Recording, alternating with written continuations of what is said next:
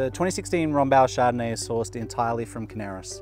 The reason being is Carneros is a little bit cooler than the rest of Napa Valley. It's a very southern tip, and because it's a little bit cooler, it's better for white varietals. Chardonnay still gets ripe down there. It's warm enough to get ripe, intense flavors, but cool enough to retain acid.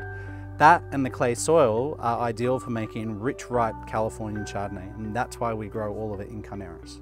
The 2016 growing season was probably one of the earliest vintages we've ever had. We started picking Chardonnay in the middle of August, which is very, very early. But if you look at the history of an early harvest is always a good harvest. So when we see early harvest, we generally see more riper, robust flavors, and 2016 really, that's the way to describe it. Big, rich, ripe Chardonnay. It has what we consider 5 core components that make up the wine. Ripe fruit, a creamy mid-palate, vanilla oak, a buttery finish, and it's all held together with acid. When you have those 5 core components together and they're all in balance, that's what we consider a great Rombauer Chardonnay. It's definitely a riper Chardonnay than we've seen in the last couple of years.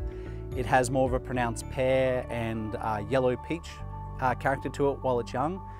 It still has those citrusy components we see when the wine is young, but we have more of those developed fruit characters, which is really a hallmark of a ripe vintage. And it's got a really creamy mid-palate, a lot creamier than last year's, which has taken a little bit of time to come on in the bottle. But with this vintage, it's really creamy and rich right off the bat.